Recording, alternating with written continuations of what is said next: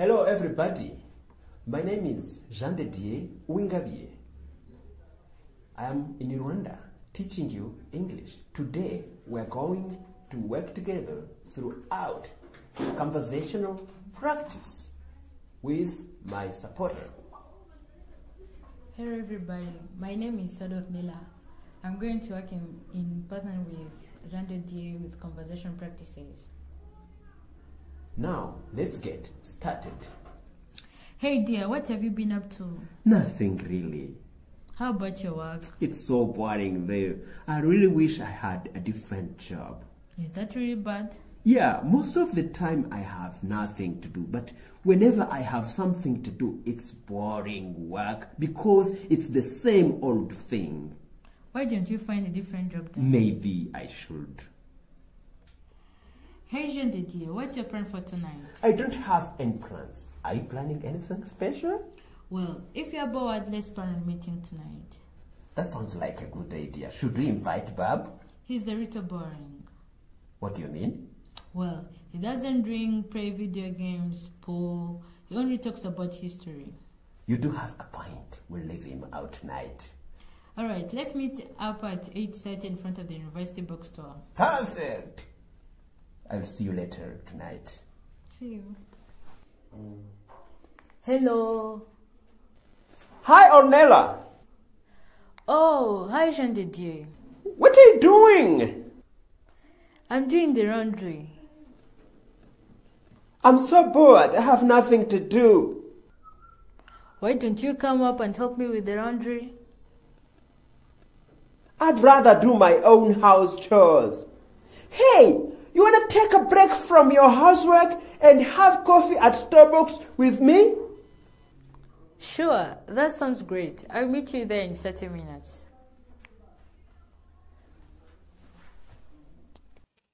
Hey there, biravuga ngo muraho yemwe cyangwa abaho.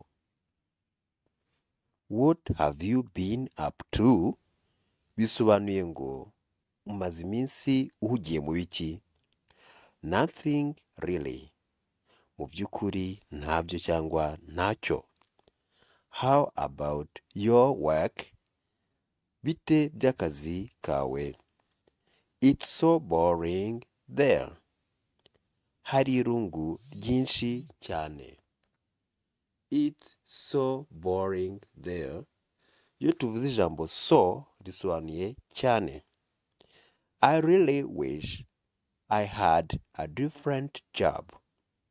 Iyaba nagiraga akazi gatandukanye.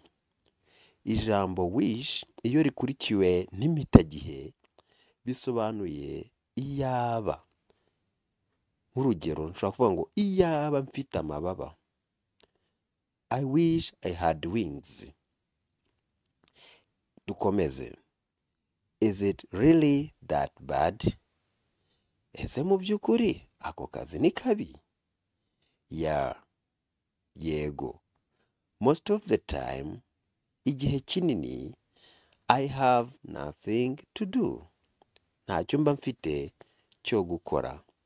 But whenever I have something to do, ariko igihe cyose mfite icyo gukora, it's boring work.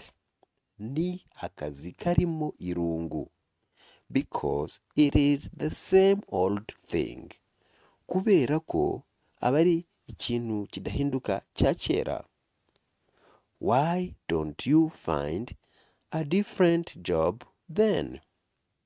Kubera iki se udashaka akazi gatandukanye noneho? Maybe I should. Ahari ngomba kugashaka. Hi Steve. Muraho Stefano. What's your plan for tonight? Ni gahunda ki ufitiye nijoro? I don't have any plans. Nta gahunda mfite. Are you doing anything special? Ese hari icyo uza gukora kidasanzwe? Well, umva rero. If you're bored, niba ufite irungu, Let's plan on meeting up tonight. Reka dupange kuza guhura nijoro. That sounds like a good idea. Ibyo ndumva ari igitekerezo cyiza. Should we invite Bob? Tugomba gutumira Bob cyangwa dukwiye gutumira Bob? He's a little boring. Arambiranamo gake. What do you mean? Ushatse kuvuga iki cyangwa se ushatse gusobanura iki? Well, umva rero, he doesn't drink, ntanywa, play video games, gakina imikino ya video, pool, biyari, or really anything, cyangwa se ikintu icyo ari cyo cyose mu by'ukuri. The only thing he talks about is history. Ikintu gusa abavugaho ni amateka. You do have a point. Ufite ingingo. Do tuyikoresha hamwe n'indi nshinga dushimangira icyo kintu. You do have. We'll leave him out tonight. Tuzamusige twisohokere nijoro. Alright. Alright ni nko kwemera. Nibyo cyangwa ni byiza. Let's meet at 8:30.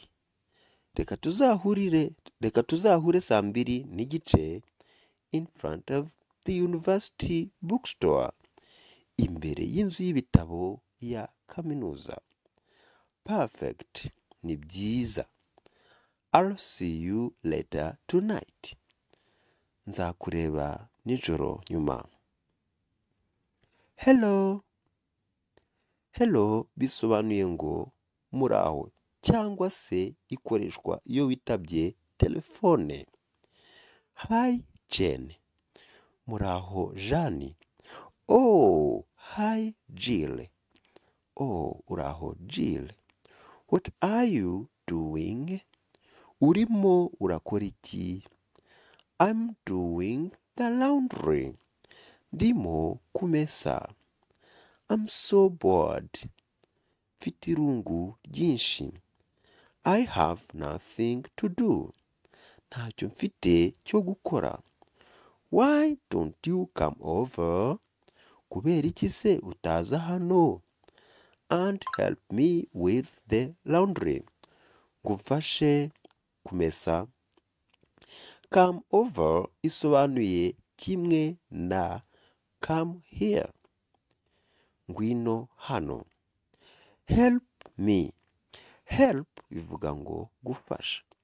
Help me with wamfasha ibi n'ibi. Iyo ubwira umuntu ibyo agufasha wongeraho with. Help me with the laundry. I'd rather do my own house chores. Nahitamo kwikorera imirimo yanjye bwite yo mu rugo. Ijambo I'd rather. I'd ni impine ya I would. Iyo biri kumwe n'ijambo rather bisobanuye kimwe na I would prefer. Nayo ijya ihinwa bakavuga ngo I'd prefer. Rero I'd rather bivuga ngo nahitamo. Noneho bino bikaba bivuze ngo nahitamo gukora imirimo yo mu rugo yanjye bwite. Ijambo my own bisobanuye bwite. Ikintu cyawe bwite uravuga ngo my own. Hey. Hey ni nko guhamagara umuntu ngo akumve cyangwa se kugira ngo umuntu agutege amatwi cyangwa se kumusuhuza. Hano rero kwereje hagati ntago ari gusuhuza. Ni nko kumuhamagara. Hey Nikoye. You wanna take a break? You wanna ni impine ya you want to. Urashaka. You wanna take a break? Urashaka kuruhuka. Ibyo ushaka kuruhuka wongeraho from. Urashaka kuruhuka imirimo. Your housework. Ya imirimo yawe yo mu rugo. and have coffee. Ahangaha have nubwo muzi yuko bivuga kugira, muri iyi nteruro ntabwo bivuga kugira, bisobanuye gufata. Iyo have ikurikiranye n'icyo kurya biba bivuze kurya cyangwa gufata, cyangwa icyo kunywa biba bivuze kunywa. Ubwo rero have coffee bisobanuye gufata ikawa cyangwa kunywa ikawa. At igaragaza ahantu. At Starbucks with me. Aho hantu bahise izina Starbucks. Rero with bisobanuye hamwe na. Ubwo rero have coffee at Starbucks with me bisobanuye gusangira ikawa nanjye ahantu, gusangirira ikawa nanjye ahantu hitwa Starbucks. Ukemera uti sure. Sure ni kimwe na yes. Sure, that sounds great.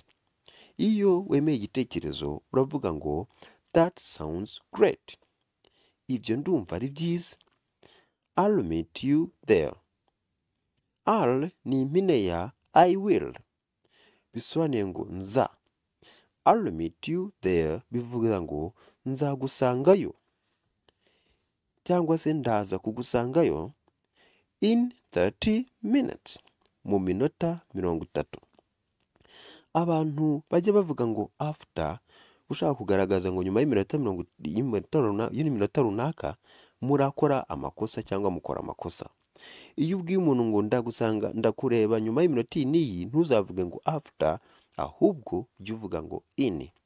I'll see you there in 30 minutes bivuze ngo ndaza kukureba nyuma y'iminota 30. Thank you. Murakoze cyane. Good luck.